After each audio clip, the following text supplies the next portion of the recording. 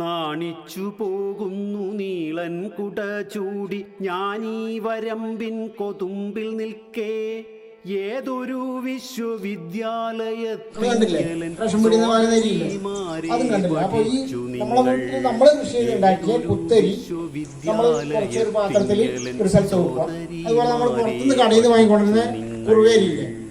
ഇത് രണ്ടും കൂടി അടുത്ത് വെച്ച് കഴിഞ്ഞാൽ ഏതാണ് വേഗം മോശമായാലും ഏതൊരധ്യാപകൻ ഏതൊരു വേഗം മോശമായാലും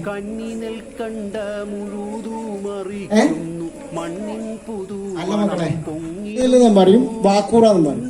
പഴയ നെല്ലാണ്. ഇത് ഞാൻ കഴിഞ്ഞ വർഷം കൃഷി ചെയ്ത് എടുത്തു വെച്ചാണ്. ഇങ്ങനത്തെ കുറെ ഞാൻ എന്റെ വീട്ടിലുണ്ടായി. ഇത് നമ്മള് വീടിന്റെ മുമ്പിൽ ഇങ്ങനെ തൂക്കും, കെട്ടിയിട്ടിങ്ങനെ ഒരുപോലെ വൃത്തിയാക്കി എടുത്തിട്ട്. ഇത് ഫുൾ ഇതിലിപ്പോ അതിലൊന്നും ഉണ്ടാവില്ല, അത്ര സെലക്ട് ചെയ്ത് എടുക്കില്ല. ഇത് വാക്കൂറാന്ന് പറയും, കുഞ്ഞലെന്ന് പറയും. ഇതിനൊരു ഓക്കെ ഉണ്ട്. ഇത് ശരിക്കും ബിരിയാണി അരിന്റെ അതേ സ്മെല്ലാണ്. നല്ല പായസം വെക്കാൻ അത്രയും ടേസ്റ്റാണ്. നാടൻ വിത്ത് വാക്കൂറാന്ന് പറയുന്നത്.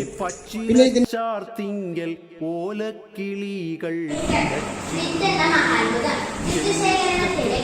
പല കാര്യങ്ങളും ശ്രദ്ധിക്കണം.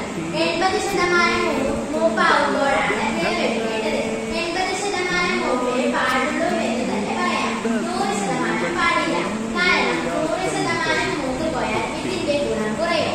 വിത്തിന് മാത്രമല്ല, 80% മൂപ്പിൽ വിളവെടുക്കുന്ന നെല്ലാണ് ഭക്ഷണത്തിന് നല്ലത്.